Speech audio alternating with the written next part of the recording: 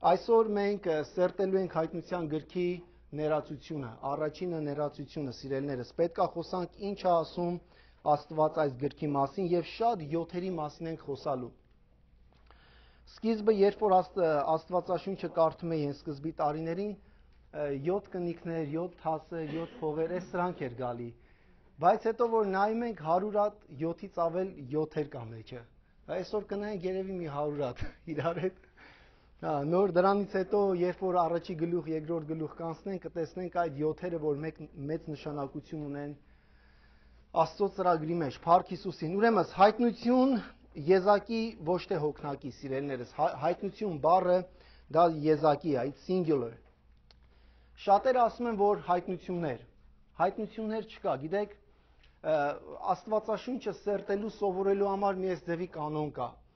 There is only one interpretation and many applications. Չի կարող Աստված տա շատ թարգմանություններ, սիրելիներս, ու խճճվենք, մենք շփոթվենք իրար։ Հայտնությունը մեկն է, թե այս գրքի մեջ, թե ամբողջ Աստվածաշնչում Աստված ինքը մի հայտնություն ունի, դա Հիսուս Քրիստոսի մասին է։ Երբ որ գալիս է հայտնության գիրք, Աստված հատուկ նշում է այս բառը հայտնություն, ոչ թե հայտնություններ, սիրելիներս։ Ճիշտ է, ինքը իր մեջ շատ նշաններ ունի, շատ տարբեր բաներ ունի, որ խոսում է,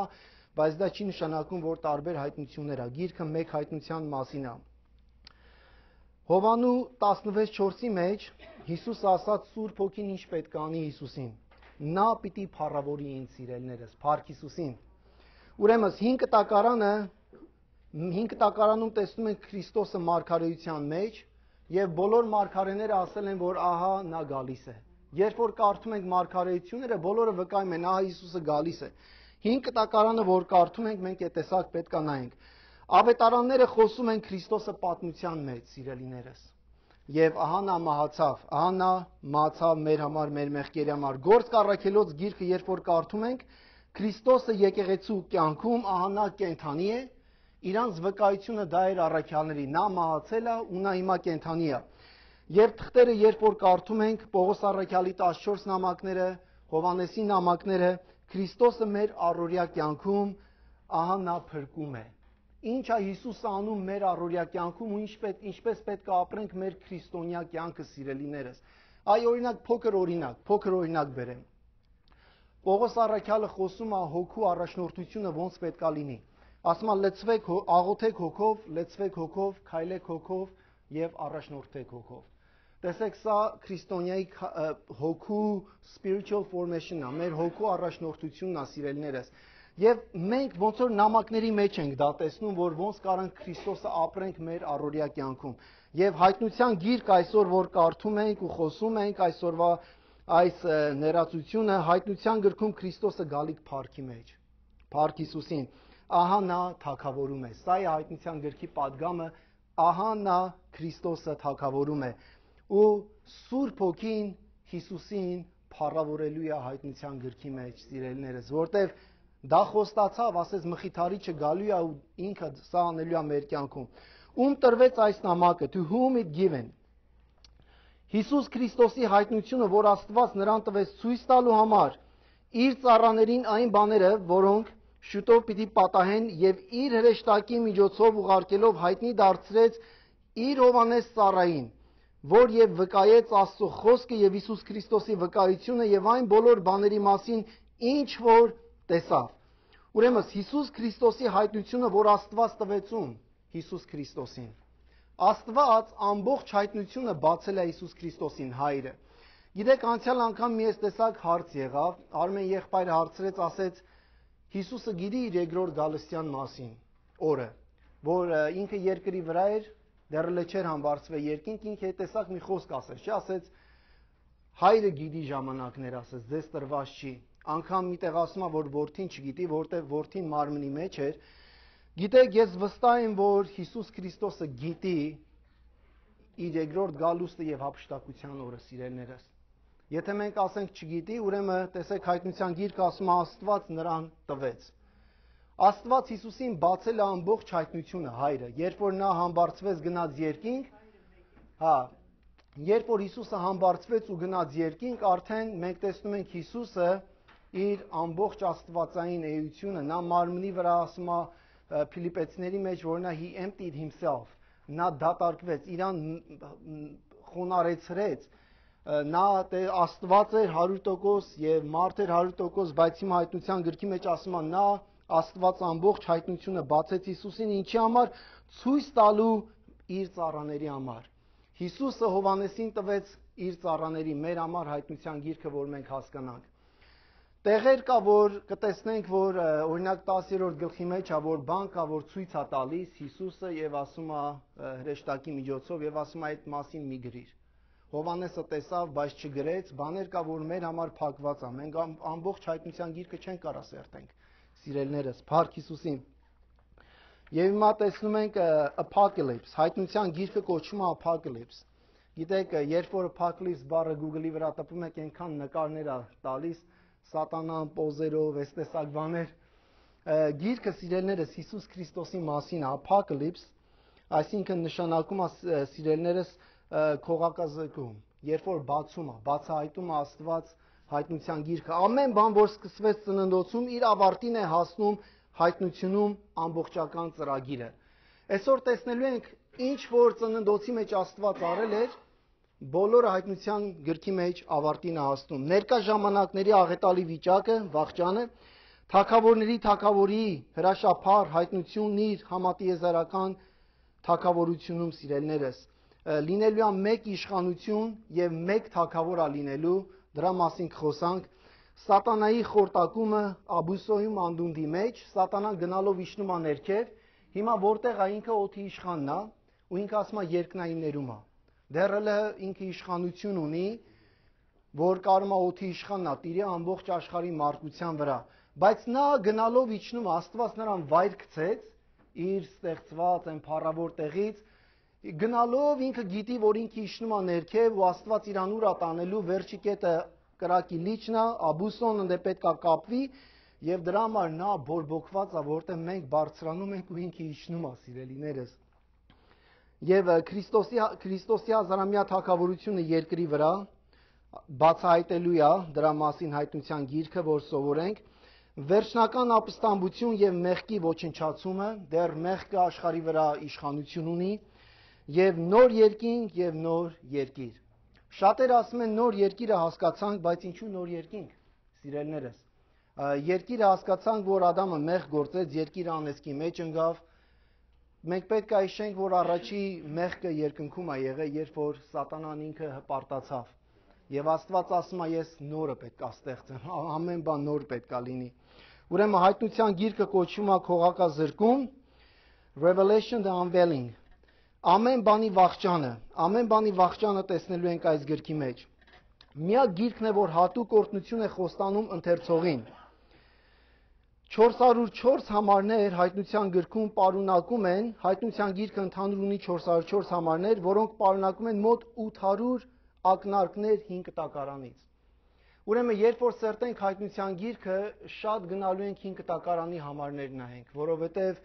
մեծ 5 կտակարանից մարգարեություններ կա, որ բացվում է այս գրքի մեջ, սիրելիներս։ Եվ այն ներկայացնում է Աստծո ծրագրի գագաթնակետը մարդու համար։ Ուրեմն հայտնության գիրքը ունի եզակի խոստում մեզ համար, սիրելիներ, հավատացյալների համար, երանելի են այս մարգարեության խոսքերը կարդացողը, լսողները եւ սրա մեջ գրվածները, պահողները, սիրելիներս։ Ուրեմն գիտեք, շատ կարևոր է, որ խոսքը երբ որ կարդում ենք, լսում ենք, պահելն այդ դիսցիպլինան ստե է, որ կարողանանք պահենք մեր սրտի մեջ։ Ու Հիսուսը տարբեր առակների մեջ օրինակ բերեց, երբ որ սերմը սերմանվում է, ճանապարհի վրա հենգասներ ինչ ալնում։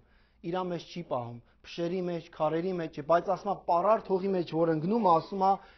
հող այդ սերմը պահում է իրա մեջ։ Ուրեմն այն քրիստոնյան, որ ինքը հասուն քրիստոնյա է, սնվում է Աստծուց, Աստծո հետ հարաբերություն ունի, Աստծո խոսքը կարա իրա մեջ պահի, երանելիներ են այդ մարդիկ, սիրելիներս։ Մենք բոլորս երանելիներ ենք։ Եվ այս գիրքը մենք բոլորս, որ այսօր սերտելու ենք, կարդալու ենք, Աստծո խոսքը ասում է երանելի ձեզ։ Երկու հիմնական բացահայտումներ կան այս գրքի մեջ, որ ուշադրություն պետք է դարձնենք սիրելիներս, it's called message system։ Ինքը ամբողջ Աստվածաշունչը պարունակում է մի խոստում իր մեջ։ Աշխարհում այս տեսակ գիրք չկա, որ լինի սիրելիներս 66 գիրք, 40 հեղինակներ ու ամբողջը լինի մի միտք, փրկության ծրագիրը։ Մնացած գրքերը նայես մեկը մեկին կհակասի։ Անցած անգամ մենք խոսացինք մորմոնների գրքի մասին, հակասում է։ Գիտեք, իսլամը, կրոնը, որ այսօր մենք նայում ենք մուսուլմանական, իրենց խորանը հակասում է մեկը մեկի հետ։ Միտեղ գրված է արարչագործությունը եղել է 8 օրում, միտեղ ասում է 6 օրում, ամբողջովին հակասում է, սիրելիներս, լիքը հակասող բաներ կա, բայց Աստվածաշնչի մեջ պատգամը նույնն է, որովհետև հեղինակը նույնն է, Սուրբ Հոգին է։ Նույն Սուրբ Հոգին եղել է ծննդոցի մեջ, ելիցի մեջ, ղևտացիներ, թվոց, օրինաց, սենց եկել է մինչև սերունդից սերունդ Աստված փոխանցել է մեզի, պատգամը նույնն է, սիրելիներս։ Ակնհայտ է, որ այս պատգամի սկզբնաղբյուրը ժամանակի եւ տարածության մեր չափողականություններից դուրս է գտնվում։ Մեր մտածելակերպից դուրս է գտնվում Աստվածաշնչի այս պատգամը այնքան մեծ է։ Օրինակ Դանիելի գիրքը ասեմ, որ շատ մարդիկ, որ իրանք պատմաբաններ են, բայց հոգևոր չեն, հավատացյալ չեն, քրիստոնյա չեն։ Այդ պատմաբանները չեն հավատում, որ Դանիելի գիրքը գրվել է Քրիստոսից 500 տարի առաջ, որտեղ Դանիելը պատմում է, որ կայսրություններն է գալու, ասել է Բաբելոնն է գալու, Բաբելոնից հետո գալու է պարսկական կայսրությունը, հետո գալու է Ալեքսանդրը, հետո Հռոմը, այդ բոլորի մասին խոսում է, Դանիել 7-րդ գլուխ, մանրամասը որ կարդաք, բոլոր պատմությունը ասում է, եւ գիտեք ինչ են ասում, ասում են նո, դա շինած ոնց կլինի մի մարդ, որ կարողանա այդ բոլորը հասկանա ու գրի, բայց գիտենք, որ Սուրբ Հոգին Դանիելին հայտնել էր, սիրելիներս, ու ոչ թե միայն կայսրությունների մասին, հայտնության գիրքը, վերջի օրերի մասին, ինչ է լինելու, ամենամանրամասը Դանիել 12-ի մեջ, Դանիելը խոսում է, բայց Աստված ասում է կնքիր, որտեղ սա քո ժամանակների համար չի, Դանիել, արդեն պետք է անցնենք առաջ։ Ուրեմն կենտրոնական թեման, սիրելիներս, հայտնության գրքի Աստվածաշնչի հետևյալն է, 66 գրքերի։ 5 կտակարանը պատմություն է մի ազգի մասին, Իսրայելի մասին։ Հիշում եք, նայեցինք, որ Աստված 70 ազգեր կային, սիրելիներս, Սեմը, Քամը եւ Հաբեթը դառան 70 ազգ, 70-ը թողեցին Աստծուն, Աստված ընտրեց մի ազգ, 71-ը եւ այդ 70-ին որպեսի մտցնի ներս, այդ մեկ ազգի Իսրայելն է, ամբողջ 5 կտակարանը մի ազգի մասին է։ Նոր կտակարանը պատմություն է մի մարդու մասին, Հիսուս Քրիստոսի, Արարիչը մարդ դարձավ, նրա հայտնությունը ողջ պատմության կենտրոնական իրադարձությունն է։ Նա մահացավ մեզ գնելու համար եւ հիմա կենդանի է, նրան ճանաչելը մեծագույն պատիվն է, թե ինչի մասին է ամբողջ Աստվածաշունչը, սիրելիներս։ Եթե մեկը ասի ձեր Աստվածաշունչը ինչի մասին է, կենտրոնական թեման սրա մասին է, սիրելիներս, Փառք Հիսուսին։ Ուրեմն խոսանք հեղինակի մասին։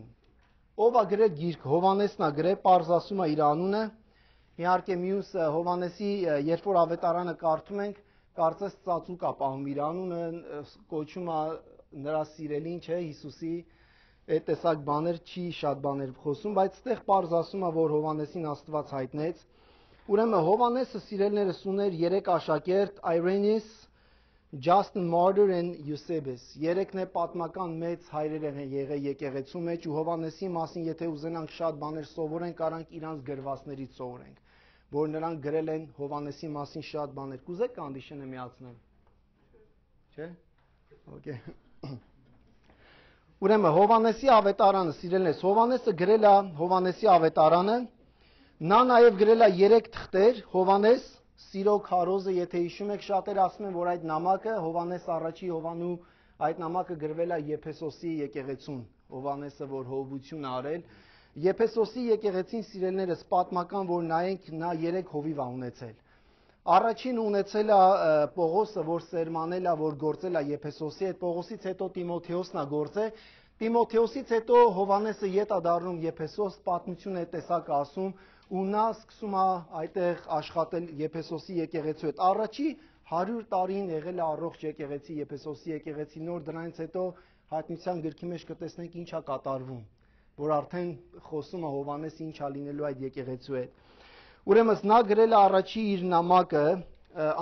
գրել է Եփեսոսին եւ երկրորդ անձնական նամակ է գրում, որ նրա Մարիամը, շատերը ասում են Մարիամն է եղել, Հիսուսի մայր Մարիամը,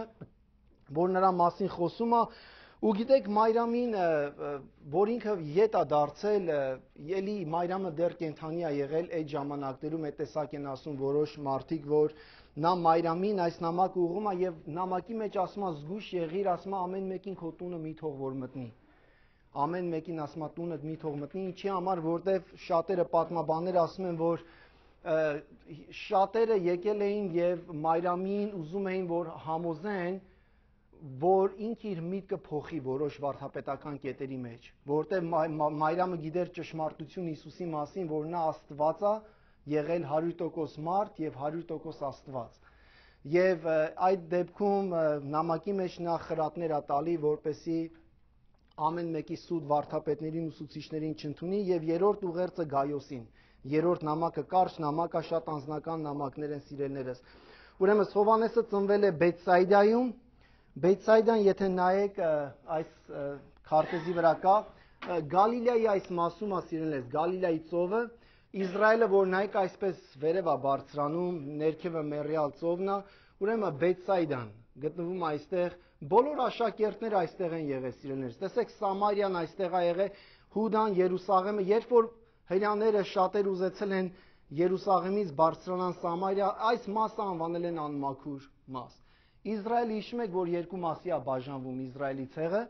ուրեմն երկու ցեղը առանձնանում է, 10 ցեղերը առանձնանում են, Սեմերա կոչվեց, Սեմերի որդիների անունով այստեղ եղել եւ դրա համար կոչել են Սամարիա, 5 տակարանում ասում է, եւ հрьяաներն ու Սամարյաները թշնամի են եղել իրար դեմ, տենում ենք Հիսուսի դիրքը, որ նա բռնում է միշտ Սամարիայի կողմն է, որ self-righteousness է, ինքնարդարացում, ասում է մենք պետքա ռաբիները ինչ էին անում, որ sense կարճ ձևով կարային գնային Բեթսայդա, Գալիլեա ավետարանելու, նրանք երկար ճանապարհով էին դուրս գալի ու ֆռում էին, որպես այդ անմաքուր տեղերով չանցնեն սիրելիներս։ Բայց Հիսուս ամեն անգամ ինչ էր անում Սամարիայով, գնում էր ավետարանում էր սիրելիներս։ Ուրեմն Բեթսայդան եղել է այն վայրը, որտեղ Հովհաննեսը ծնվել է, Զեբեդեոսի եւ Սոլոմեի ընտանիքում, եւ Գալիլեացի ձկնորսը եղել Պետրոսի եւ Անդրեասի գործընկերները, սիրելիներս։ Իր եղբայրը Հակոբոսը գործք առաքելոցի մեջ տեսնում ենք առաջին նահատակն է լինում։ Հիշում եք իրանց մայրը ինչ խնդրեց, ասեց կուզեմ, որ իմ որդներից մեկը քո աչքը նստի, մյուսը ձախ կողմը նստի։ Հովհաննեսի մայրն էր խնդրում, ու Հիսուսը ասեց դա ու տեսնում ենք այդ տեսակ եղավ, ինչ որ ցանկացավ մոր ուզածը սիրելիներս ցավալի է, բայց Հակոբոսը ամենաառաջինն է գնում նստում Քրիստոսի աջ կողմը, չէ՞։ Առաջին նահատակն է լինում։ Հովհաննեսը շատ տաքայրուն անձնավորություն է եղել։ Պատմության մեջ որ նայում ենք Ղուկաս 9-րդ գլուխ, նա խոսում է սամարացիները, որ չեն ընդունում Հիսուսին։ Սիրելիներս, ով սամարացիները հրյամարդու չեն ընդունում, այդ անմաքուրները։ Ու ասում է դե մի հատ կրակ բեր այդ ամբողջ Սամարիան այրի։ Այս ձևի տաքայրուն մարդը բնավորությամբ Աստված փոխում է դարձնում է սիրո առաքյալ սիրելիներս։ Ու ինքը գրում է սիրո նամակներ, սիրո մասին, ես հավատում եմ Սուրբ Հոգին դա է անում մեր կյանքի մեջ, նա մեզ գնալով փոխում է։ Այսօր կխոսանք այդ ընթացքի մասին, ոնց Աստված մեր հետ գործելու սիրելիներս, Փառք Հիսուսին։ Ուրեմն Հովհաննեսը սիրելիներս նաև ասեմ, որ նա եղել է Հովհաննես Մկրտչի աշակերտը, նրանց լավ իրանք տեղյակ են եղել Աստծո մասին, եւ երբ որ Հիսուսը գալիս է Հովհաննես ասում է, հա Աստծո գառը, որ վեր կառնի ամբողջ աշխարհի մեղքերը, նա միանգամից թողում է Հովհաննեսին ու գնում են Հիսուսի հետևից աշակերտ են դառնում, եւ նաեւ գիտենք, որ Հովհաննեսը շատ ամուր կապեր է ունեցել քահանայապետի հետ եւ Նիկոդեմիոսի հետ, սիրելիներս։ Երբ որ կարդում ենք Հովանու 18-15 Հիսուսի խաչելության ժամանակ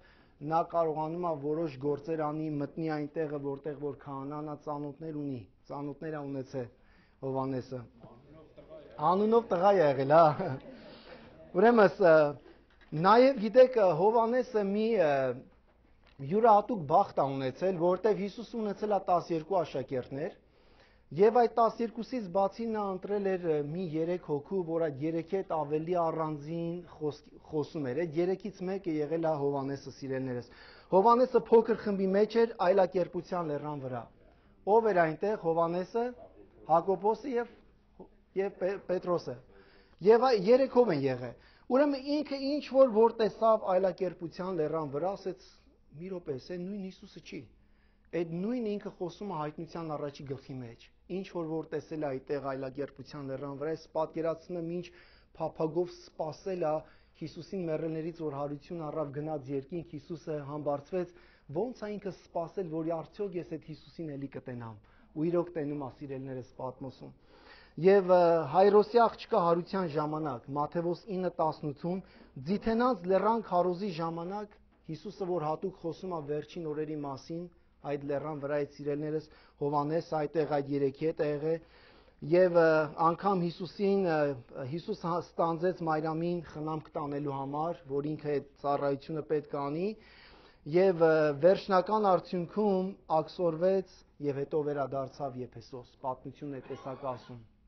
Հովհաննեսը ետ է դարձել Եփեսոս։ Ուրեմն խոսանք Պատմոս կղզու մասին։ Այսօր ներածությունն ենք խոսում Պատմոս կղզու մասին, սիրելիներս։ Եթե կարաս քարտեզը միացնես, Մայք, Պատմոս կղզին, Պատմոսը փոքր կղզի է 9.5 կիլոմետրը 16 կիլոմետրի վրա, 64 կիլոմետր հեռու Մելատից եւ 38.5 կիլոմետր Թուրքիայից հեռու։ Տենում ենք Թուրքիան ամբողջ այստեղ է, այդ եկեղեցիները, որ մենք սրտելու ենք 7 եկեղեցիներ այս գծի վրա են լինելու, եւ Պատմոս այս փոքր կղզին է, սիրելիներս, այստեղ Հունաստանն է։ Հիմա Պատմոսը պատկանում է Հունաստանին, սիրելիներս, շատ մոտ է։ Եվ Հովհաննեսին ուղարկել էին Պատմոս։ Եվ գիտենք, որ Հովհաննեսի աշակերտների ժամանական ընթացքում շատ վատ կայսրներ է ունեցել Հռոմի կայսրությունը, որ Տիտոս անունով մի կայսր, որ ամբողջ Հռոմը վառում է 70 թվականին, հիշում եք, խոսացինք, որ մարգարեությունը կատարվեց Հիսուսի, ամբողջ Երուսաղեմը քանդում է ու այրում է, եւ դրանից հետո սիրելիներս Ներոնա գալի, Նիրո անունով մի կայսր, նա էլի այդտեղից Նիրոյից ավելի շատ հալածանքը թեքվել է քրիստոնյաների վրա։ Նախքան Նիրոն Երուսաղեմի վրա էր, երբ որ Երուսաղեմը ամբողջը վարի են տալի, քանդում, ավիրում են, Նիրոն երբ որ գալիս է, սկսում է որոշ բաներ, գործեր անել, իր ժամանակ, իր կայսրության ժամանակ Երուսաղեմը այրվում է ու ինքը գցում է քրիստոնյաների վրա։ Ու մեծ հալածանք է գալի ամբողջ քրիստոնյաների վրա, սիրելիներս։ Նոր դրանից հետո գալիս է Դոմեշն անունով մի կայսր, որ Հովհաննեսին վտարում է Պատմոս կղզին, սիրելիներս։ Մենք տեսնում ենք, որ շատ վատ կայսրներ են եղել, թագավորներ է տեսակ ասած Հռոմը ունեցել է, եւ հետաքրքիր է Պատմոսը, որ շատ հեռու չի Թուրքիայից, եւ այդ ժամանակ հետաքրքիր է, որ ամբողջ այդ Թուրքիայի տարածքը կոչել են Asia Minor, Ասիա։ Այսօրվա Չինաստանի հետ կապ չունի, դա արդեն գիտեք, ուղղակի կոչել են Ասիա, երբ որ Կոնստանտինը քրիստոնեությունը ընդունում է, նա Իտալիայից տեղափոխում է Կոնստանտինոպոլ է կոչում, որպեսզի կարողանա ավելի հզոր ուժեր ունենա քրիստոնեությունը, սիրելիներս, ու Հռոմը։ Բայց ցավոք սրտի, երբ որ իսլամը ոտքի է կանգնում, գրավում այս 7 եկեղեցիները, Օսմանյան կայսրությունը, հետո այդ բոլորը եւ հիմա արդեն Թուրքիայի ձեռքի տակ է։ Հովհաննես Առաքյալը Դոմետինոսը 81 թվականից 96 թվականը, որ Երուսաղեմը իր եղբայրը Տիտոսը իր եղբայրն է եղել, որ այրել է ամբողջ Երուսաղեմը, սիրելիներս,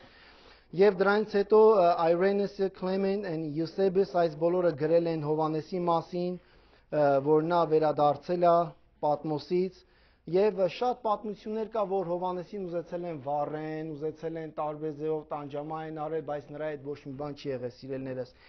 Ուրեմն Աստծո խոսքը ասում է, որ այս մարգարեության խոսքերը երանելի են նրանք, ովքեր կարդում են այս մարգարեության խոսքերը։ Ինչու մարգարեության խոսքեր, սիրելիներս։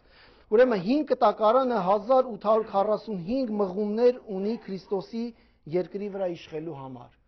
Տեսեք, անցյալ անգամ մենք խոսացինք հազարամյակի մասին։ 1845 հղումներ Քրիստոսի երկրի վրա իշխելու վերաբերյալ 5 կտակարանում համարներ կան, 5 կտակարանի 17 գրքերը այդ դեպքին նշանակություն են տալիս։ Եվ նոր կտակարանում 216 գլուխներում կան 318 հղումներ երկրորդ գալստյան մասին, այն նշված է 27 գրքերից 23-ում։ Ուրեմն նոր կտակարան ունի 27 գիրք, 23-ում Հիսուսի երկրորդ գալստյան մասին է խոսում, 23 գրքեր, այդքան, սիրելիներս։ 216 գլուխներում, որը որ 216 գլուխներն է կարդում ենք, տանում է 5 կտակարան, որ խոստացել է Հիսուս Քրիստոսի գալստյան մասին։ Հիմա պարզաբանում ենք, որ ինչի մասին է հայտնության գիրքը։ Նախքան հայտնության գիրքը, որ մենք անցնենք, մենք պետք է որոշ հայտնություններ տեսնենք, սիրելիներս։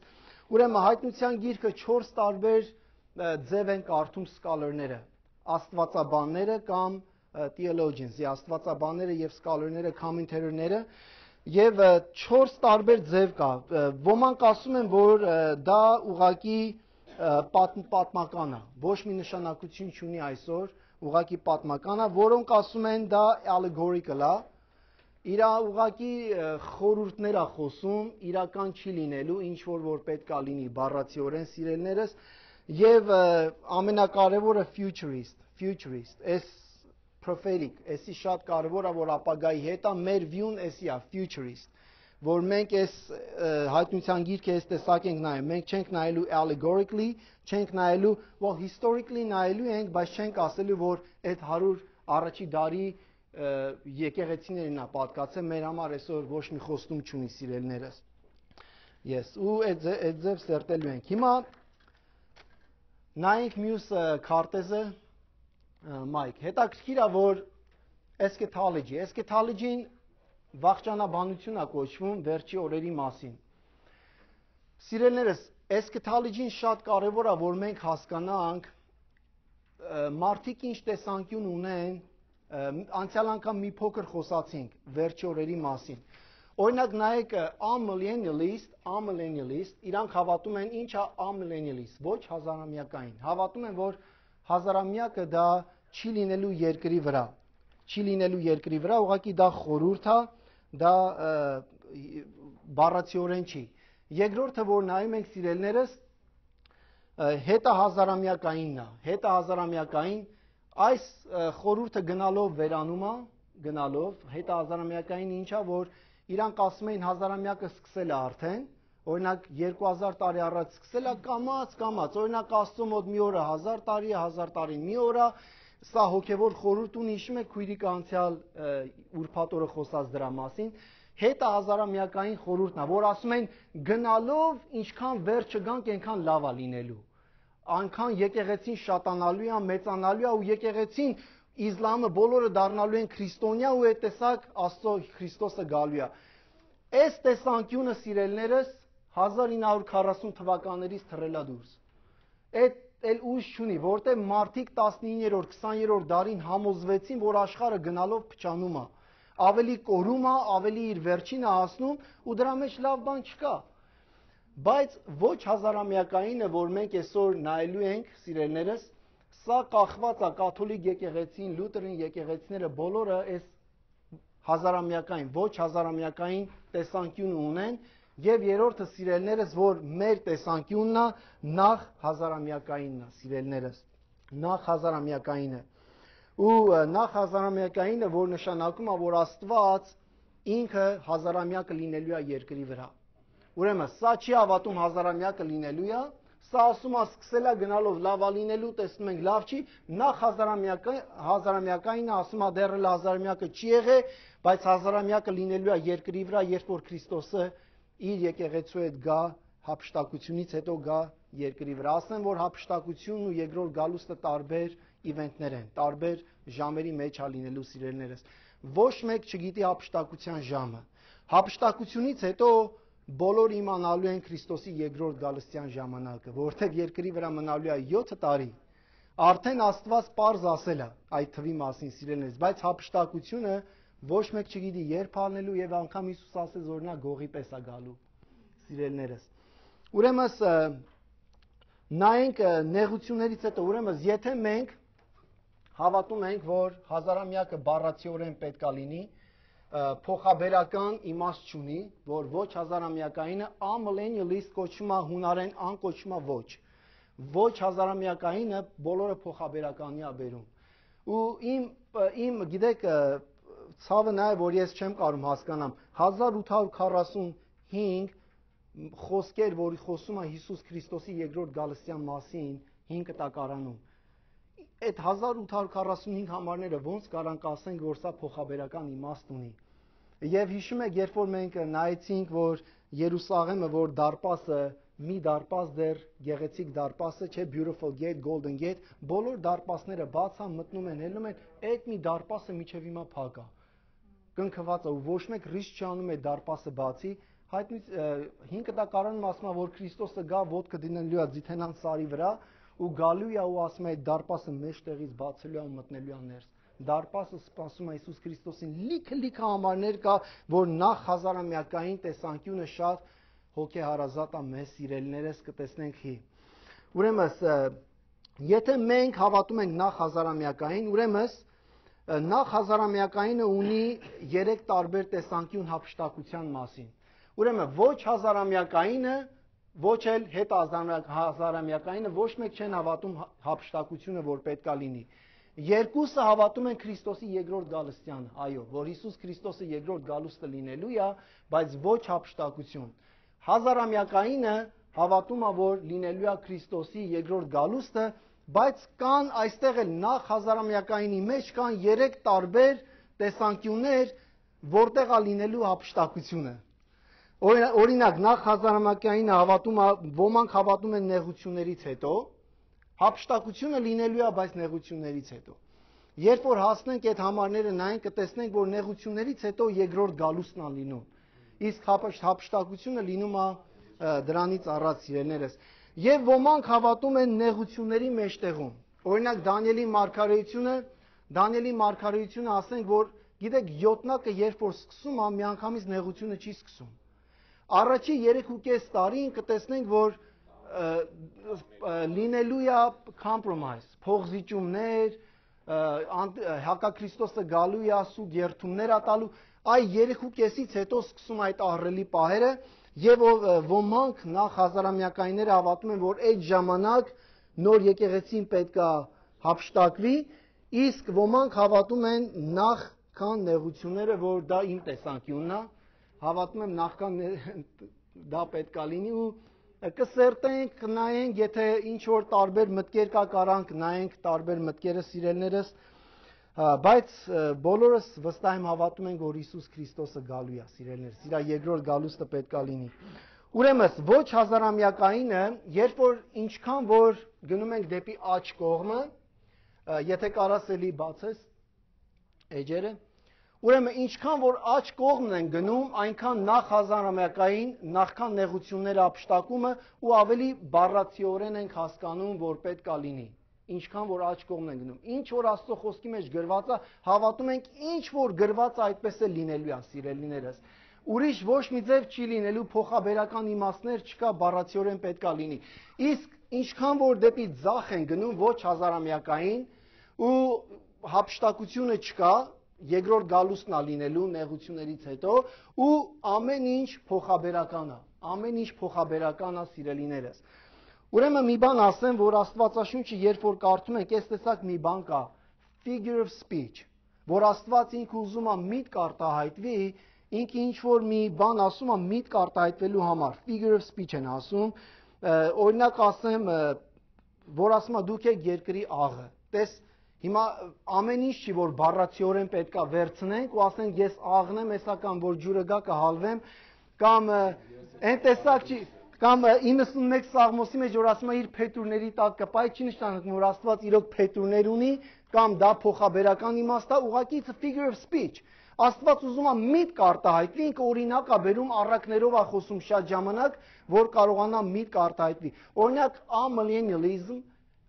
ովքեր որ ոչ հազարամյակային են, իրանց տեսանկյունը դա չի, սիրելիներս, ոչ թե figure of speech-ի խնդրեմ է, իրանց մոտ ընդհանրապես ամեն ինչ spiritualize են անում, հոգևոր տեսանկյուն են տալի, բառացիորեն չեն ասում, որ դա եղել է, հա Հիսուսը գալու է, ոտքը դինելու է ձիթենան սարի վրա, ու այդ համարները իրար հետ կտեսնենք, իրար հետ կկարդանք։ Ուրեմն ոչ հազարամյակայինի հետ կապված խնդիրներ կա, սիրելիներս, լուրջ խնդիրներ կա։ Ամենակարևոր խնդիրներից մեկը մեսիական խոստումները ոչ ամբողջ 5 տակարանով մեկ իրանք համարում են allegorical. It's allegorical mostly. It's not going to be literally. Որ բառացիորեն չի լինելու։ Երկրորդը Իսրայելի ճակատագիրն Աստծո ուխտի մեջ։ Օրինակ ասեմ, որ կաթոլիկ եկեղեցին Իսրայել որ Իսրայելը պետք է լինի այնտեղը, որ Հիսուսը գալու է ֆիզիկապես թագավորի ու իշխի, իրանք այդ տեսակ չեն հավատում։ Իրանք հոգևոր ասում են, դա հոգևոր խորհուրդ ունի Իսրայելը, սիրելիներս։ Ուրեմն հիմա որ նայում ենք եւ ասում են ով է Իսրայելը, ասում են Իսրայելը մենք ենք։ It's a replacement theology. Իսրայելը փոխարինել է, եկեղեցին փոխարինել է Իսրայելին ու այդ տեսակ սիրելիներս։ Հա։ Ու հիմա որ նայում ենք դրա մեջ խնդիր կա, հիշում եք, երբ որ Հիտլերը 6 միլիոնից ավել հրյաներ է կոտորում, մի բան մտածեք, ինչու էր աշխարհը տենց լուր։ Ամբողջ աշխարհը ոնց կարան քրիստոնյա երկիր են կոչվել։ Ու գիտեք, Գերմանիան այն երկիրն է եղել, որ Մարտին Լութերը պրոտեստանտ մուվմենտը տեից սկսել, բողոքականները բոլոր հավատքը, փրկությունը հավատքով շնորհքի միջոցով առանձնացել է, արմատներ է գցել ու եկել է, որ հրյաներին 6 միլիոն կոտորում են ու ամբողջ Գերմանիան լուր է մնում։ Հələ աշխարհը դնենք մի կողմ, ամբողջ Գերմանիան լուր է մնացել հրյաների Իսրայելին կոտորելու համար։ Խի because այս view-ի համար։ It's a replacement theology. Որտեվ ամբողջ Գերմանիան անգամ լութերան եկեղեցիները իրանք այդ տեսանկյունը ունեն, որ it's a replacement theology, it's not a big deal, որ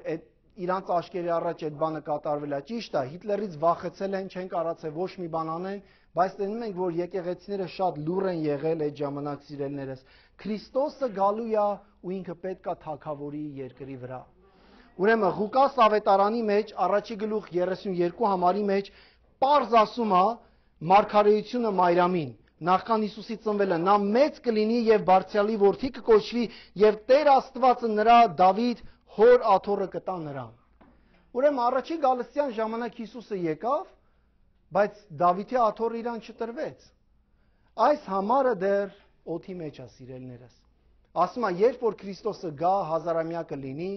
նա պետք է Իսրայելում իր Դավիթ հոր աթոռի վրա նստի ու թագավորի, սիրելիներս, հավիտյանս, Փառք Հիսուսին։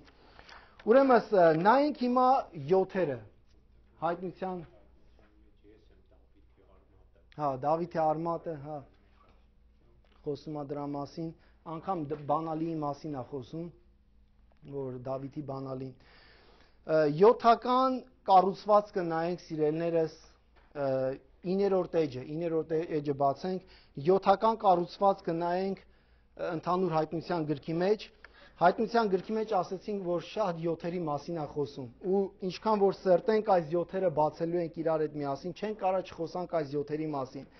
7 եկեղեցիներ, 7 կնիքներ, 7 փողեր, 7 թասեր,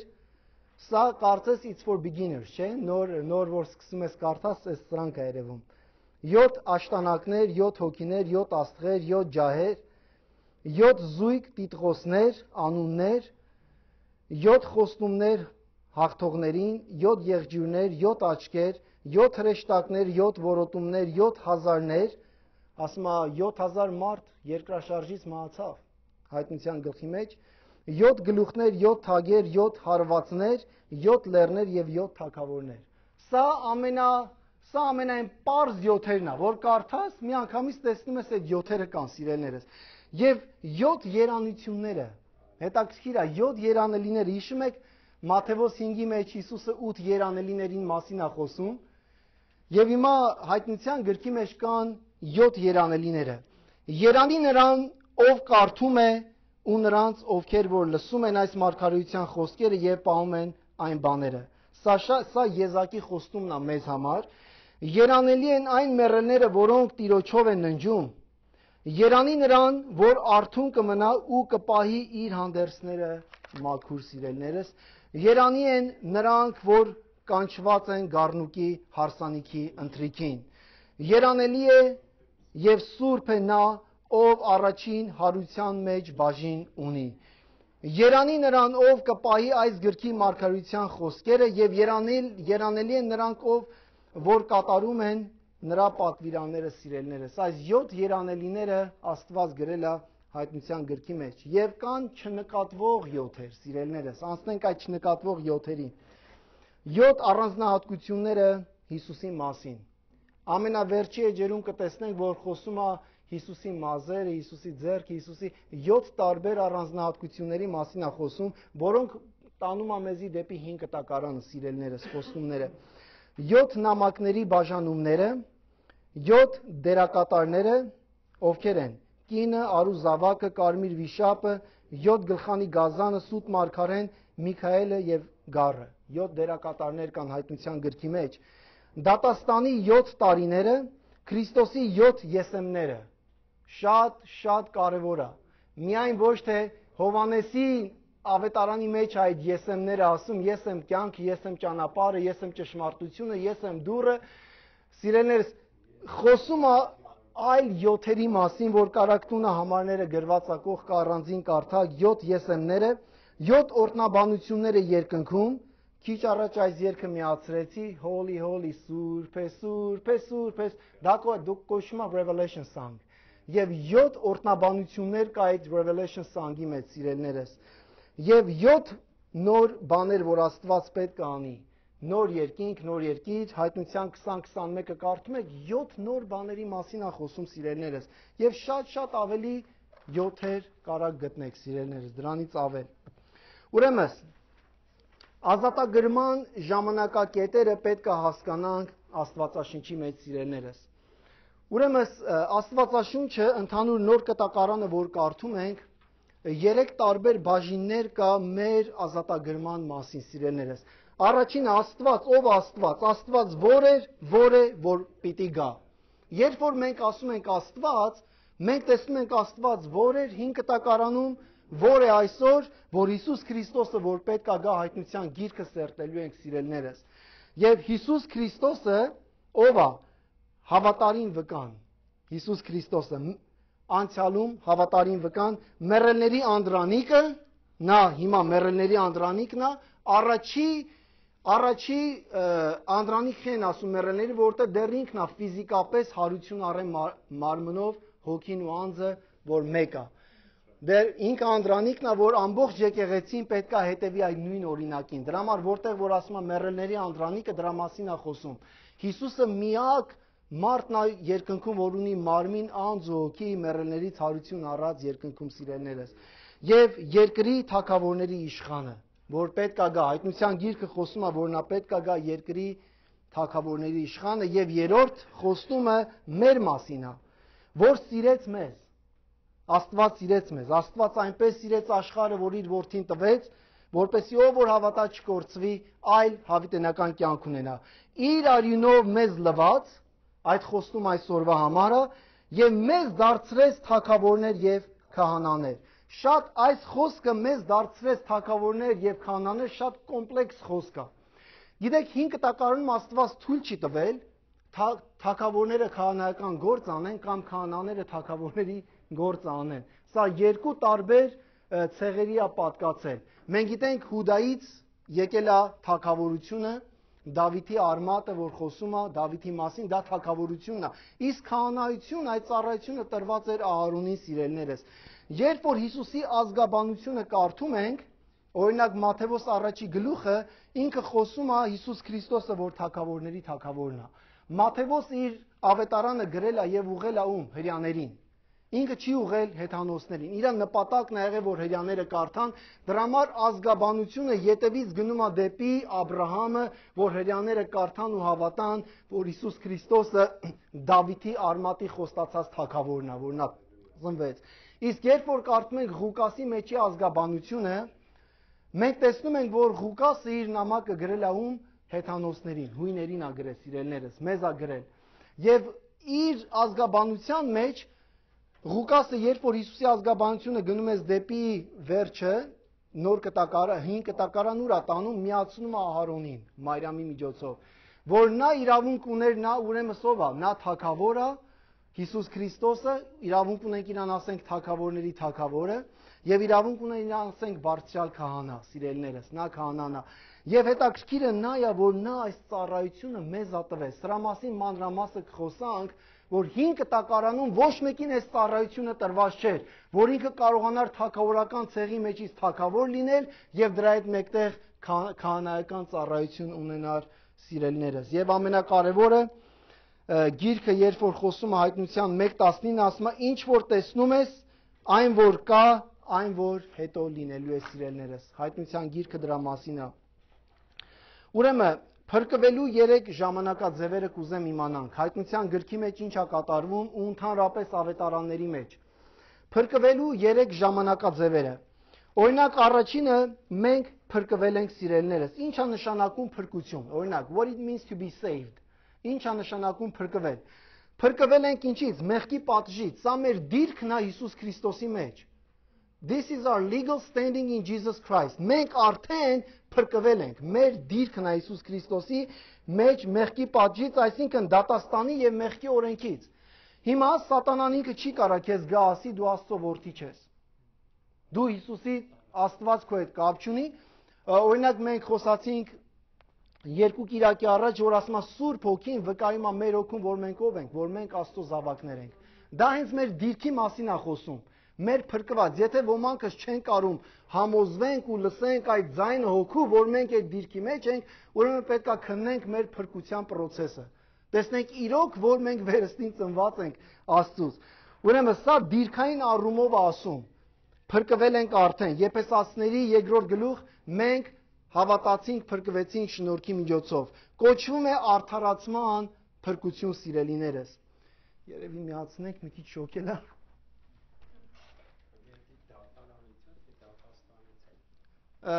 Դատարանից։ Դա հիմա պատկերացրա սատանան ինքը հիմա պատկերացրա մենք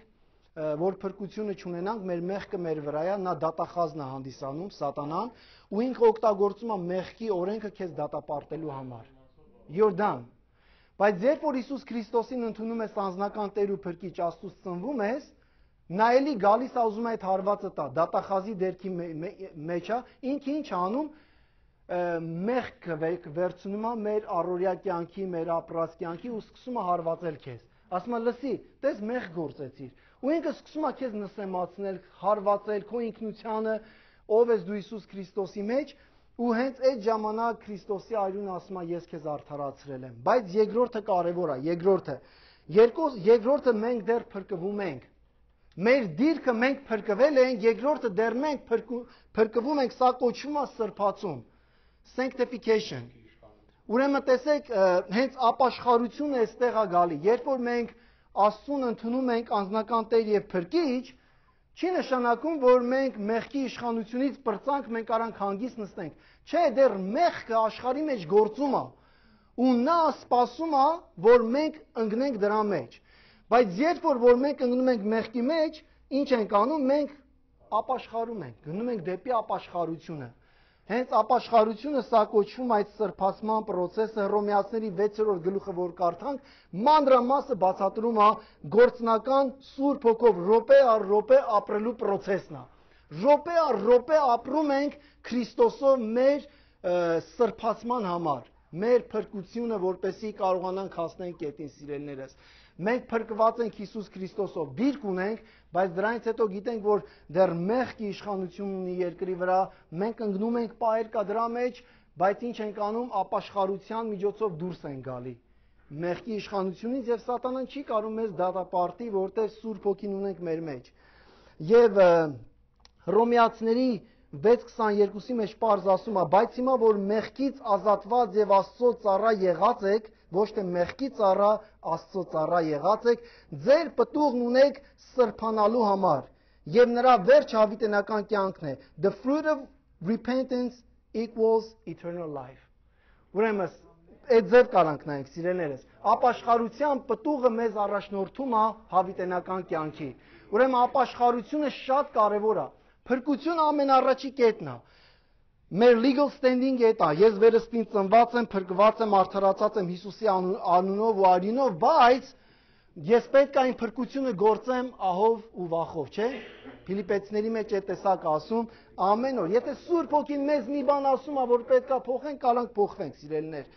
Եվ ամենակարևորը, ամենավերջինը կփրկվենք։ Փրկվում ենք, դեռ կփրկվենք հայտնության գրքի մեջ, ինչից։ Մեղքի ներկայությունից, սիրելիներս, կոչվում է մեր մարմնների ազատագրումը։ Հռոմեացիների 8:23-ի մեջ ասում է, որ մեր մարմինը հառաչում է, որպեսզի նա փոխվի, չէ՞։ Մեր մարմինը դեռ հառաչում է, այս մարմնի մեջ են, ես գիտեմ, որ ես Աստծո որդի եմ, Հիսուս Քրիստոս ինձ սիրում է, իմ մեղքերի համար մեռել է, ես գիտեմ, որ պահեր կանգնում եմ իմ մարմնավոր կամքի իշխանության, մեղքի իշխանության տակ, Սուրբ Հոգին ինձ հանդիմանում է, եւ ես ետ եմ դառնում, ասեմ, Հայր ներիր քո որդու Հիսուսի արինով, բայց դեռ հələ մեղքի իշխանությունը կա, հայտնության գիրքը ինչ անում, մեղքի իշխանությունը ընդհանրապես վերանում է, սիրելիներս։ Մեղքի իշխանությունը պատկերացնում եք էլ ուժ չունի քրիստոնյայի կյանքի մեջ։ Ուրեմն ես հոգու մեջ էի։ Հովհաննեսը ասում է ես հոգու մեջ էի։ Տիրոջ օրը, որ նա տեսնում է ես հոգու մեջ էի, Տիրոջ օրը շատերս գիտենք դա Կիրակի օրվա հետ է, դրա մասին կխոսանք։ Եվ առաջի գլխի մեջ նա հոգու մեջ էր Տիրոջ օրը, եւ 4-րդ գլխի մեջ երկնքում գահի մոտ էր հոգով, նա ապշտակվեց այնտեղ, հենց այստեղ է որ եկեղեցին որ մենք հավատում ենք, որ եկեղեցին ապշտակություն է ունենալու 4-ից 20-րդ գլուխներ այդ վերջի 7-նակը լինելու է, որ Հովհաննեսին Աստված հափշտակում, այդ է մի հատ հունարեն բառ կա, որ այդ բառը կոչվում է այդ հափշտակություն բառը, որ մոտ է դրան։ Եվ ասում է հոգով տարվեցա անապատ, եւ ասում է հոգով ինձ մի լեռ բարձրացրեց, սիրելիներս։ Եվ հետաքրքիր է, որ բարձրագույն օրհնաբանություններ կա հայտնության գրքի մեջ։ Երբ որ նայում ենք, այնքան սիրուն է խոսում օրհնաբանությունների մասին։ Օրինակ, փառք զորություն, հայտնության 1:16-ը, փառք պատիվ եւ զորություն, climatic doxologies,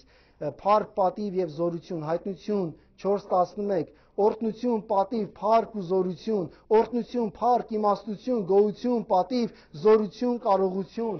Տեսեք, այս բոլորը խոսում է, սիրելիներս, ամեն անգամ, երբ որ վերջացնում է գալիս այդ գլուխները, նա խոսում է մեծ օրհնությունների մասին, ինչի մեջ, հոգու մեջ էի։ Ուրեմն, երբ որ ուզում ենք Աստծուն մեծ օրհնություն, երկրպագություն բերենք, մենք պետք է հոգու մեջ լինենք, սիրելիներս։ Մարմինը երբեք չի կարա դա զգա, մարմինը չի կարա այդ օրհնությունը ապրի, սիրելիներս, ասում է, ես հոգու մեջ էի եւ հետո խոսում է ամեն անգամ այդ օրհնությունների մասին։ Եվ ամենամեծ երկրպագությունը այսօր այդ Revelation song-ը, որ տեսանք, սիրելիներս, որ ասում է Սուրբ է, Սուրբ է, Սուրբ է։ Շատ աստվածաբաններ ասեն, որ ասում են ամեն անգամ, երբ որ կարդում ենք Սուրբ է, Սուրբ է, Եսայի հիշում եք 6-րդ գլխի մեջ, Սուրբ է, Սուրբ է, Սուրբ է, սա ասում է երրորդության մասին է խոսում, Սուրբ է Հայրը, Սուրբ է Որդին, Սուրբ է Սուրբ Հոգին, ամեն անգամ 3 անգամ է նշվում այս Սուրբ բառը, դու արժանի ես գայի վրա նստողին, փրկությունը մեր Աստծունն է, ամեն օրհնություններ,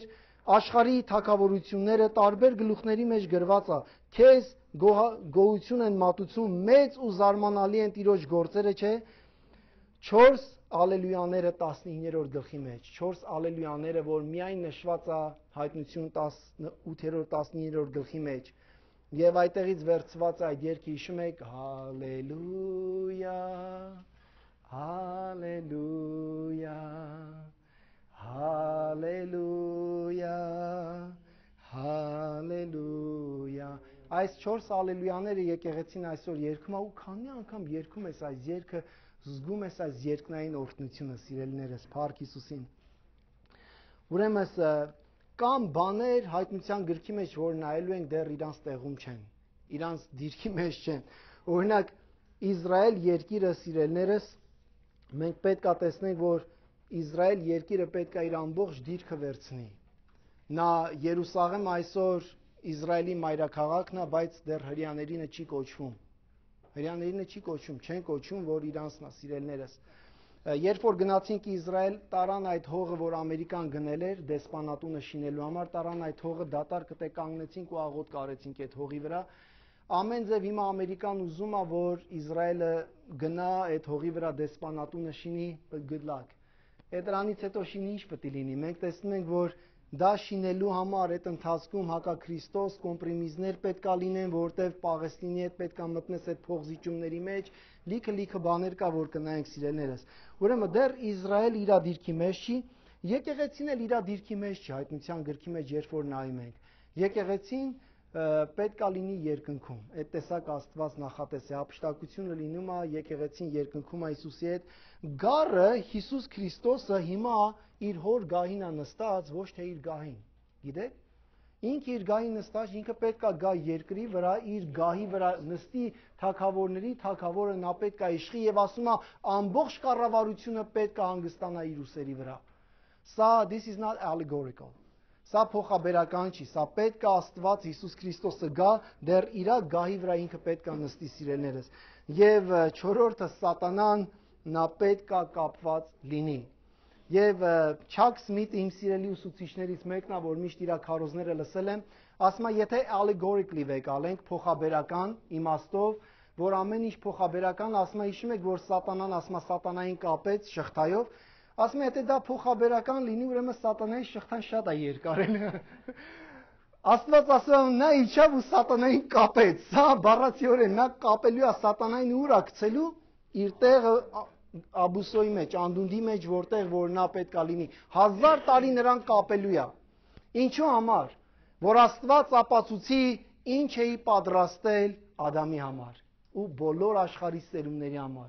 Մարդիկ պետք է տեսնեն, որ Ադամը այս տեսակ պետք է վայելեր, պետք է ապրեր, պետք է 1000 տարի պատկերացնում եք, մեղքը որ դադարում է, Աստված սատանային կապում է, գցում է անդունդը, սիրելիներս։ Մենք պետք է ճաշակենք այն ինչ որ Ադամը, չգիտեմ ինչքան ժամանակ ճաշակել էր նախքան մեղքը, որ նա ամբողջովին Աստծո ներկայության մեջ էր ու Աստված էր իշխում այդ պարտեզի մեջ, Եդեմի մեջ, սիրելիներս։ Ուրեմն հայտնության գրքի մեջ նայելու ենք, որ հայտնության գիրքը խոսում է 3 կանանց միջոցով, դրանցից մեկը զոնքաջի չի, սիրելիներս, ասեմ, 3 կանանց մասին է խոսալու։ Ուրեմն առաջինը Յահվեի կինը, Եհովայի կինը, հայտնության 12-րդ գլուխը, երբ որ կարդանք, մենք պետք է զգույշ լինենք, դա եկեղեցու մասին չի խոսում, որտեղ շատ աստվածաբաններ, սկալերներ ասում են դա եկեղեցին է, բայց այդ կինը երեխով է։ Տեսնում ենք she's pregnant երեխայով է, բայց երբ որ եկեղեցու մասին է խոսում Աստված, եկեղեցին ներկայացնում է որպես կույս։ Ուրեմն հայտնության 12-րդ գլուխը մենք տեսնալու ենք Իսրայել ազգի մասին հատկապես, որ այդ կինը խորհրդանիշն է Իսրայելի Եհովայի կինը, սիրելիներս։ Իսկ կույս հարսնացուն Քրիստոսի հարսնացուն եկեղեցին է։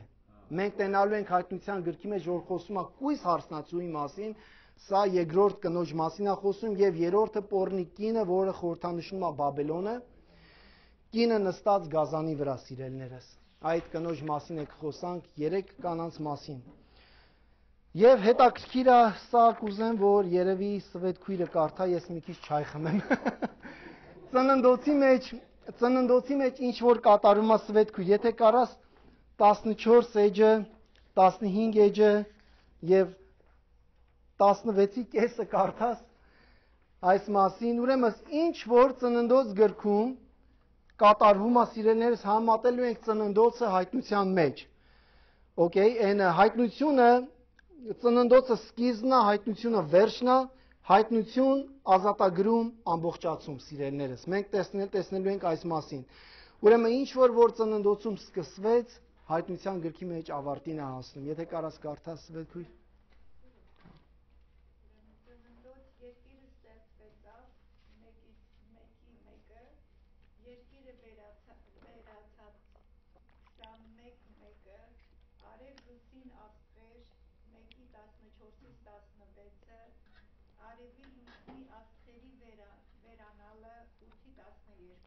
Կարմիր տառերովը հայտնությունն է։ Ձեր մոտ չկա, հա։ Երկրորդը որ կարդում է, դա հայտնության մասին է խոսում։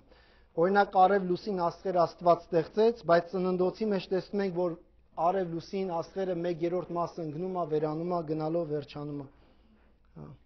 Արևը ցերեկ իշխելու համար 1:16, արևի կարիք չկա 21-23,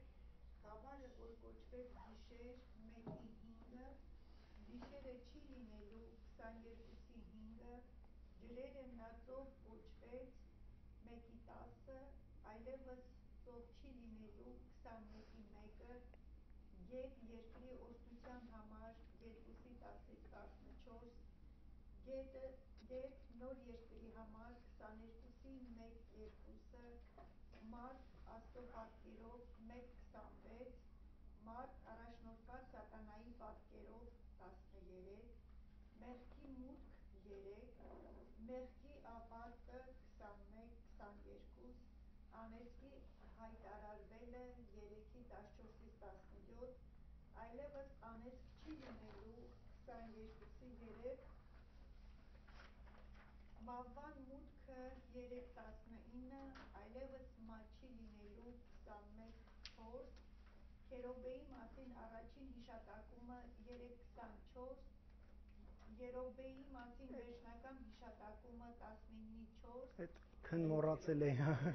քնտրելա դուրս։ Մարդ վտարված դրախտից 3:24, մարդ վերականգնված 22, կյանքի ծառ պաշտպանված 3:24, կյանքի ծառը հասանելի 22:14, ցավի ու տանջանքների մուտքը 3:17, այլևս ոչ մի ցավ 22:4, կրոնը, արվեստն ու գիտությունը բաժանված Աստծուց 4, դատապարտված, կործանված 18, Նեբրովթը հիմնում է Բաբելոնը 18-ից 10, Բաբելոնի անկումը 17-18։ Այս Նեբրովթի մասին մի բան ասեմ, Հակաքրիստոս ունի տարբեր անուններ հին կտակարանում եւ նոր կտակարանում։ Երբ որ հասնենք Հակաքրիստոսի մասը, այդ տարբեր անունները կնայենք։ Օրինակ Նեբրովթը եղել է առաջի Հակաքրիստոսը, որ Բաբելոնը կառուցում է եւ ուզում է մեկ սիստեմ շինի, որ մի սիստեմ լինի ընդդեմ Աստծո։ Եվ դրանից հետո Նեբրովթից հետո եկել են տարբեր իշխանություններ, կայսրություններ, որ բոլորը ցանկացել են նույնը անեն։ Ու այսօր է, որ նայում ենք, they're trying to build one world system։ Նեբրովթի էլի ոգին է։ Հիշում եք, որ Հովանեսի մեջ ասեց շատ հակաքրիստոսներ են եկել դեռ կան, սրա մասին է խոսում, որ տարբեր կայսրությունների, իշխանությունների միջոցով գործել է եւ Նեբրովթը նա հիմնադրել է դա։ Աստված Նեբրովթի միջոցով եւ ինչ եղավ, Նոյի մյուս տղաներն է միացան, բոլորը եկան, ասեցին եկեք այդ բոլորը շինենք, Աստված խառնեց լեզուները, հետո Իսրայելի ազգ արեց, սա դրա մասին է։ Բաբելոնի անկումը 17-18, Աստծո ջրեղեղը կործանելու 4 սերունդը 6-9, Սատանայի ջրեղեղը կործանելու ընտրյալ սերունդը 12, Սիական Աստծո խոստումը 9-13, Սիական հիշելու համար 4-3-11, Սոդոմ եւ Եգիպտոս ապականություն դատաստան 13-19, Սոդոմ եւ Եգիպտոս Երուսաղեմ 11-8, համախմբում ընդդեմ Աբրահամի ժողովրդի 14, Աբրահամի սերունդ 12, հարսնացու Աբրահամի որդու համար 24, Աբրահամի սերնդի համար 19, առաջին Ադամի ամուսնությունը 2-18-23, վերջին Ադամի ամուսնությունը 19, խոստացյալ սերունդը տիրում է թշնամիների դուռը 29-8 եւ 24-60, խոստացյալ սերունդը տիրում է 19, մարդու տիրակալությունը դադարում է եւ սատանայի տիրակալությունն է սկսվում 3-24, սատանայի տիրակալությունը դադարում է եւ մարդու տիրակալությունը վերականգնվում է 22։ Այս է ամբողջ ծննդոցն ու հայտնությունն է, սիրելիներս։ Ինչ որ ծննդոցի մեջ կատարվում է, հայտնության գրքի մեջ ավարտին հասնում։ Հավատացեք, դեռ շատ նման բաներ կա, համարներ կա, որ կարդանք, Հեսուի գիրքը կարդանք ու նման Հռութի գիրքը որ կարդանք, ինչքան մեջ խորհուրդներ կա դրա մասին, սիրելիներս։ Ամեն գրքի լրացումը հայտնության գրքի մեջ է։ Ամեն գիրք կարակ վերցնեք Աստվածաշնչից 5 տակարանից ու հայտնության գրքի մեջ կտեսնեք, որ ոնց որ ծննդոցի գիրքն ավարտում, նույնն էլ այդ գրքերն են ավարտում, սիրելիներս։ Ուրեմն մեկ ամբողջական նախագիծ կա, սիրելիներս։ Նոր կտակարանը 5 կտակարանում ծածկված է, 5 կտակարանը նոր կտակարանում բացահայտված է։ Սա է ամբողջ բան։ Տեսնում ենք, որ ոնց եղավ։ Ծննդոցը եւ հայտնությունը, սիրելիներս, որ ծածկվածը բացվում է, որ նայում ենք, ասում ենք, երևի այտենց պետք է լիներ, բայց չէ, Աստված միտք ունի։ Եվ կուզեմ, որ նայենք մարգարեական համարներ կա, մարգարեական համարներ։ 8362 կանխասող համարներ կան, predictive verses։ Եվ 1817 կանխասասություններ, predictions, որ դեռ պետք է լինեն սիրելիներս, եւ 737 առանձին բաներ։ Օրինակ, եթե թեքես մայք, մյուսը։ Շատ կարևոր է, որ մենք Աստվածաշունչը կարդում ենք, երբ որ տեսնենք Հայտնություն 7-րդ գլխի մեջ խոսում է 144,000 հոգու մասին եւ խոսում է այդ Իսրայելի ցեղերի մասին, չէ՞։ Օրինակ տեսեք, երբ որ կարդում ենք Թվոց գիրքը, չէ՞, Թվոց գիրքը։ Ինչ է կատարում։ Հիշում եք, որ Աստված ուներ Ղևի ցեղիներ ընտրել իրան քահանայություն անեն։ Եվ նրանց եկեղեցին այսպես ասած, ծածկոցը որտեղ էր, Tabernacle-ը, տապանակ ուխտի այստեղ էր, չէ՞։ Եվ հետաքրքիր է, երբ որ Ռուբենի բանակը ասում է, ամեն մեկը կարգ ու կանոնով, Աստված կարգ ու կանոն է սիրում։ Առաջի օր Աստված էս արեց, երկրորդ օր էս արեց, երրորդ օրեն նույն ձևով կարգ ու կանոնով ասել էր, որ Իսրայելի ազգը պետք է գնա դեպի առաջ օրի վրա, սիրելիներս։ Ինչու համար։ Սա մարգարեական խոստում ունի։ Օրինակ, որ ասում ենք 8362 կանխոսող համարներ կան նոր կտակարանում, մենք պետք է հետ դառնանք ու նայենք տեսնենք հին կտակարանում որ համարներն է, որ բացում է մեզի դրա մասին։ Ռուբենի բանակը 151400 հոգի են եղել։ Եվ Աստված ասում է ամեն մեկը սենց Կայնի ուղությամբ, իրաբանով ու Ռուբենի բանակը ամեն մեկը ասում է ով է մտնում Ռուբենի բանակի մեջ այդ թվերը գրած է եւ 151400։ Դանի բանակը 157600, համարյա նույն թիվն են, նույն դիրքը, նույն չափսը, Եփրեմի բանակը 108100, ամենափոքրն է եղել, եւ Հուդայի բանակը 186400։ Իրանց ամենամեջտեղը եղել է Խորանը, սիրելիներս։ Երբ որ այս պատկերը նայում եք, ինչի է նմանեցնում։ Խաչի։ Հիսուսը ասեց ձեր խաչը վերցրեք ու ամեն օր ինձ հետևեցեք։ Իսրայելի ազգը Քրիստոսի խաչը, իրանք խաչի ուղղությունը բռնած անապատով ամեն օր գնացել են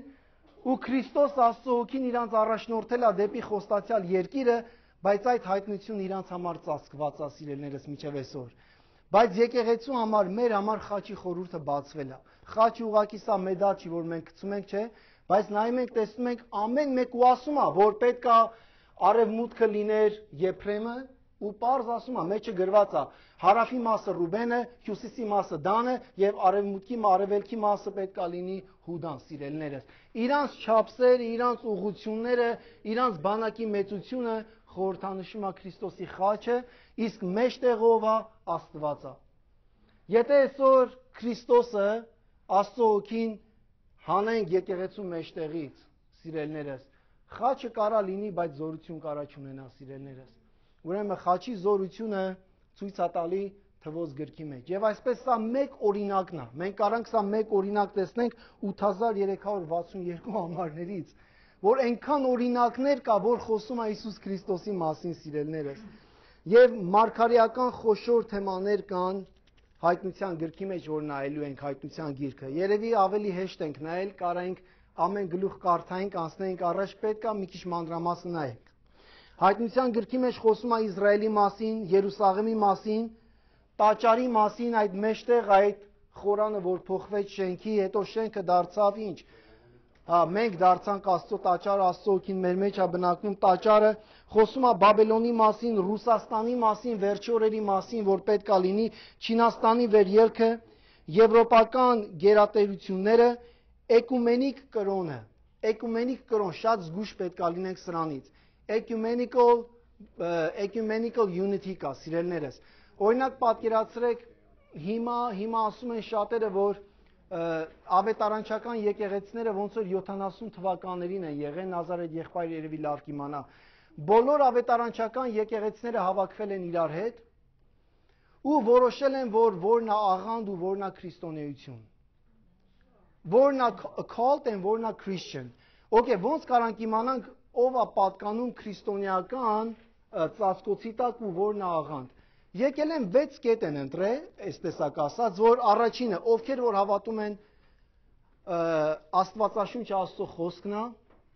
Աստծուց շնչով ծնված, երկրորդը որ Հայր Որդին եւ Սուրբ Հոգին, երրորդությունը, երրորդը Քրիստոսի աստվածությունը, ասում են, եթե այս կետերին հավատում ենք, չորրորդը մարդը որ մեղանչեց, 5-ը մարդը, որ փրկության կարիք ուներ, փրկություն գտավ, 6-ը ջրի մկրտություն, հետո հաղորդություն իրար հետ։ Ասել են, եթե այս 6 կետերին հավատում են, ուրեմն քրիստոնեական եկեղեցիներ են։ Լավ է, գիտես, լավ է։ Իրոք այդ տեսակ ենք մենք իմանում քրիստոնեությունը, որ եկեղեցին ինքը աղանդ է, թե աղանդ չի, հավատամքն է եկեղեցու։ Բայց ինչ է կատարվում, այդ նույն եկեղեցիները, ովքեր որ էկումենիկալ այս հավատք ունեն, գնալով դուրս են գալի եւ դառնում են denominational ուժ, սիրելիներս, Աստված պահի մեր Assemblies of God-ը, որ միջև այսօր գործում է, դեռ այս կոմպրոմիզների մեջ չի մտել։ Բայց շատ էկումենիկալ հավատքի դինոմինացիաներ այսօր հավատում են միասեռականների ձեռնադրմանը, շատ տարբեր բաների, եւ very satanic, լիքը բաներ կա։ Անգամ որ խոսանք Իսրայելի մասին, դրա մեջ էլ էկումենիկալ էլի բան կա, որ Իսրայելի մի ուրիշ տեղն են բռնում ու բրթում առաջ, որ դա էլ է վտանգավոր, սիրելիներս, հետո դրա մասին մանրամասը կխոսանք, բայց վերջի օրերում այս էկումենիկալ կրոնը մեծանալու է։ Հիմա կաթոլիկ եկեղեցին ուզում է ինչ անի, կաթոլիկ եկեղեցին հրավերի է կանչում բոլոր ավետարանչական եկեղեցիներին, բողոքական եկեղեցիներին, ասում է եկեք բոլորս համագործակցենք։ Դուք հավատում եք Աստվածաշունչ Աստծո խոսքն է, դուք հավատում եք երրորդությանը, մենք էլ ենք հավատում, դուք հավատում եք խոսքի օրինակ, դուք հավատում եք Հիսուս Քրիստոսի աստվածությանը, հավատում եք մարդու մեղանչելուն, հավատում եք, որ մարդը փրկություն գտավ ու ջրի մկրտություն, հաղորդություն, մենք էլ ենք հավատում, բայց սիրելիներս, դրանից հետո ամբողջը տանում է գործերի։ Մեր այդ հավատքը կատարելու, մեր փրկությունը առնելու համար բոլորը գնում է գործերի վրա։ Այս էկումենիկալ հավատքը խումբ այնքանը մեծանալու ուժ է գտնելու, որ Ամերիկայում Մգի անունով մի քարոզիչ է եղել, որ ինքը տարիներ առաջ 20-25 տարի առաջ մարգարեացել է ու ասել է Ամերիկայի վրա մեծ հալածանք է գալու եկեղեցիների վրա, ու այս հալածանքը գալու է denomination եկեղեցիներից, մեծ denominational եկեղեցիներից։ Չգիտենք հիմնական որտեղից է գալու, ոնց է լինելու, բայց ինչքան որ Աստծո խոսքը սերտենք, սիրելիներս, կնայենք, որ false prophet խոսում է, որ հակաքրիստոսը ինքը ունի իշխանի դեր, պրեզիդենտի այս տեսակ, իսկ սուտ մարգարեն ինքը լինելու է մի հոգևոր մարդ, որը կարողանալու է էկումենիկալ հավատքը բոլորին գրավի դեպի իրան, որ բոլորս նույն Աստծուն ենք հավատում, բոլոր դռները տանում են դեպի երկինք, օրինակ Օպրան այսօր դա է քարոզում, սիրելիներս, ու այս էկումենիկալ հավատքը կրոնը ինքը մեծանալու է, համաշխարհային կառավարում է գալու, որ լինելու է մեկ ուժ, բոլորը դեպի այդտեղ է տանում, չգիտեմ լսել եք թե չէ 2030 vision, 2030 թվականի տեսիլքը արդեն United Nations-ը գրել է, որ ոնց են իրանք ուզում աշխարհը լինի, ու մի քանի 100 էջ է, կարակ բացեք կարդակ, բայց ինչ է, դրա նպատակ իրանք օգտագործում են մտքեր, որ աղքատներին օգնելու համար, աղքատությունը վերացնելու համար, բայց ինչ է անում, the bottom line տանում է մեկ իշխանության, որ բոլոր սիստեմը պետք է նույն սիստեմը լինի։ Հիմա այս մեր օրերում Դոնալդ Թրամփը ընտրվել է պրեզիդենտ ու լրիվ հակայա գնում է սիստեմներին, չի ենթարկվում։ Նրանք ուզում են բոլորը տանեն միտեղ, բոլորը որ 2030 թիվը որ իրականանա, իր բանով ինքը հակառակ է գնում, չգիտենք կեսից հետո ինքը ոնց կլինի, ոնց չլինի, բայց տենում ենք, որ բաներ կա, որ չի աշխատում դեռ, սիրելիներս։ Բաներ կա դեռ չի աշխատում, ինչի համար, որտեվ եկեղեցին երկրի վրա է։ Քանի որ եկեղեցին երկրի վրա է, Պողոս Առաքյալն ասում է նա արգելելու է, նա խանգարելու է այդ process-ին, որ այդ process-ը չիրականանա, սիրելիներս։ Այդ տեսակ ու մեծ աղանդների շարժա լինելու։ Մեր մարտահրավերն է, սիրելիներս, ուրեմն Աստված մեզ կանչում է մարտահրավերի։ Հովհաննեսից այն 7 եկեղեցիներին, որ գտնվում են Ասիայում, շնորհ եւ խաղաղություն լինի նրանց, ձեզ, որ էր եւ որ պիտի գա, ու 7 հոգիներից, որ նրա աթոռի առաջին են, ամեն, Փառք Հիսուսին։ Ուրեմն 7 հոգիները, սիրելիներս, 7 հրեշտակներ, կտեսնենք դրա մասին, օրինակ Եսայի մարգարեն խոսում է 7 հոգիների մասին, Եսայի 11:2 եւ ասում է եւ Եհովայի հոգին պիտի հանգչի Եհովայի հոգին նրա վրա պիտի հանգչի իմաստության եւ հասկացողության հոգին, խորհրդի եւ զորության հոգին, գիտության եւ Տիրոջ երկյուղի հոգին, ճարի հոգին սիրելիներս, Տիրոջ երկյուղի հոգին։ Եվ հիմա ասում է 5 կտակարանում գիտեք Սուրբ Հոգու մասին հрьяաները չեն կարողացել բացատրեն, որ Սուրբ Հոգին անձ է։ Նրանք ասում են, որ նա Եհովայի հոգին է, բայց որպես անձ հрьяաների համար միջև այսօր փակված է։ That Holy Spirit is a person. Նրանք չեն կարող ընդունել դա, ասում են, եթե Սուրբ Հոգին ինքը անձ է, Աստված, ուրեմն դա եղավ մի քանի աստվածներ, ասենց ասած։ Ոնց կարա Եհովան մեկ Աստված է։ Ու երրորդության մասին հետո կարանք անցնենք սիրելիներս, բայց 5 կտակարանում նրանք տեսել են երրորդության Սուրբ Հոգու խորհուրդը տարբեր ձևերով, Սուրբ Հոգու ծառայությունը տարբեր ձևերով սիրելիներս։ Ուրեմն տեսիլք առաջի գլխում ունի 7 առանձնահատկություններ։ Մանրամասը չեմ ուզում կարդամ, դուք կկարդաք։ Խոսում է Քրիստոսի մազերը, գլուխը, որ ինչպես է նա տեսնում, Դանիելի 7:9 որ կարդաք, նկարագրում է այն ինչ որ Հովհաննեսը տեսել է առաջի գլխի մեջ։ Ինչ որ Հովհաննեսը տեսել է։ Տեսեք, երբ որ մարդիկ աղանդավոր մարդիկ են գալի մեր տուն ու մեր դուռը ծեծում են, դուք կարդացեք այս Հովհաննեսի ինչ որ տեսել, ասեք ով է դա, Հիսուսն է։ Ու գնացեք Դանիելի մարգարեության մեջ ու համեմատեք, որ Դանիելը ում էր տեսել։ Սիրելիներս, ու նրա աչքերը ինչա խորհրդանշում, կրակի բոց, նրա աչքերը ու նրա ոտքերը քայլելու խորհրդապատկերը, ձայնը շատ ջրերի նման, աջ ձեռքը 7 աստղերը պահում էր, բերանը երկսայրի սուր, այս բոլորը խորհրդանիշ է, սիրելիներս, եւ 7 այս առանձնահատկությունները տեսնում է Դանիելը Քրիստոսի մեջ։ Տեսեք ինչքան 7-եր են կանցնում իրար հետ, սիրելիներս։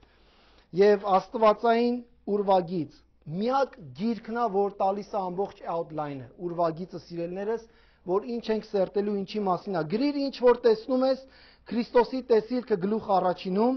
այն որ կա 7 եկեղեցիները գլուխ 2 եւ 3-ը, այսօր որ մենք ապրում ենք,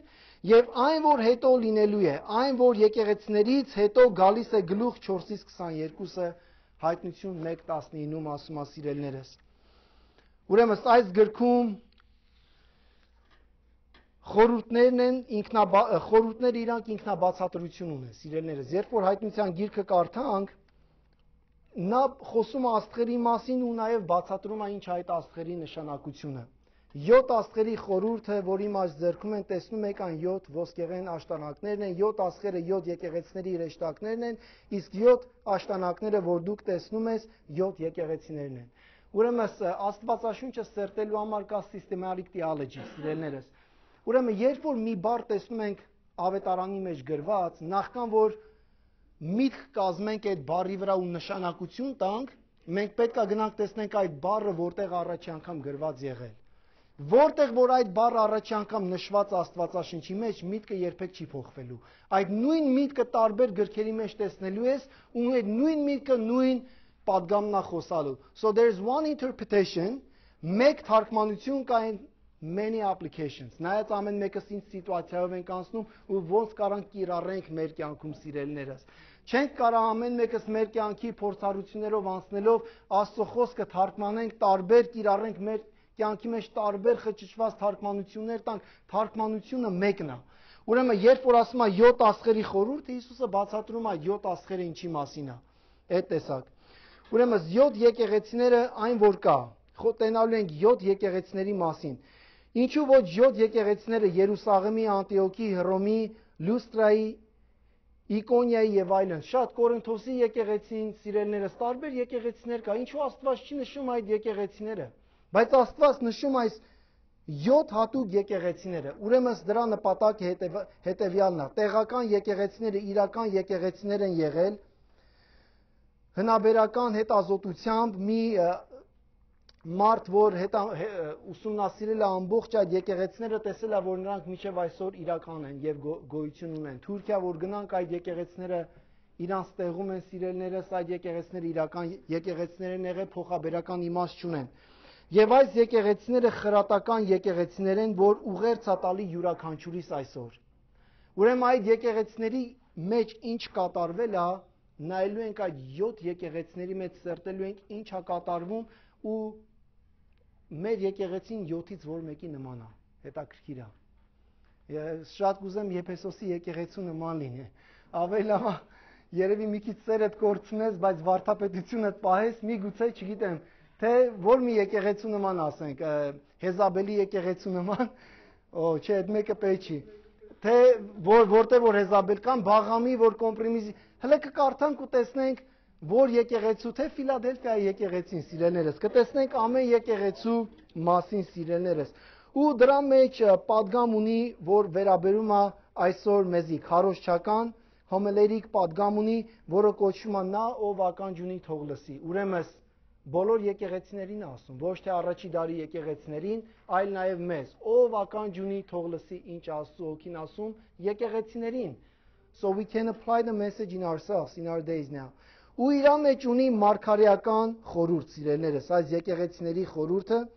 իրենց հատուկ հերթնականությամբ դրանք ներկայացնում են եկեղեցու պատմությունը, դրանք լրացնում են Դանիելի 9:26-ի եւ Հայտնության 12:5-6-ի մեջ, սիրելիներս, ինչ որ բացահայտվում է։ 7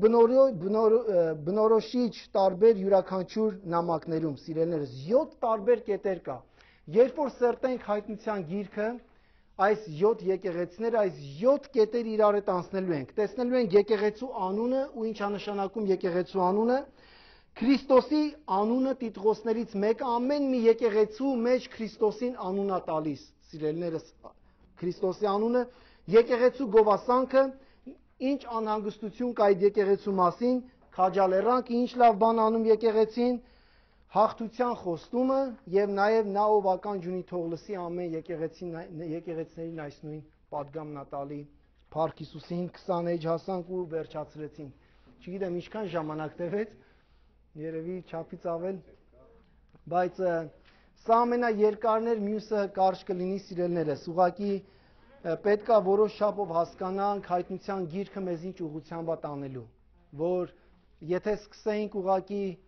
Հայտնություն 1-ից այս բոլոր բաները մի քիչ կանտեսվեր։ Ուրեմն ինչպես պետք է ուսումնասիրենք Հայտնության գիրքը, կխնդրեմ աղոթքով, սիրելիներս, աղոթքով սկսենք, ամեն մեկս, մենք պետք է աղոթենք ու խնդրենք, որ հեղինակը մեզի օգնի, Սուրբ Հոգին։ Ու շատ կարևոր է, որ ենթադրություններ ունենանք, ամեն մեկս մեր կարծիքը կունենանք։ Մենք պետք է մեր կարծիքները կիսվենք ու տեսնենք, ես շատ հարգում եմ բոլորի կարծիքները, ինչ կարծիք է որ ունենք, ելի ասեմ ամենավերջը նայելու ենք, որ Քրիստոսը գալու է, սիրելիներս, Քրիստոսի երկրորդ գալուստը։ Ու շատ նշումներ պետք է անենք, խնդրում եմ նշումներ արեք, մեր քույրը արդեն լավ նշումներ անում։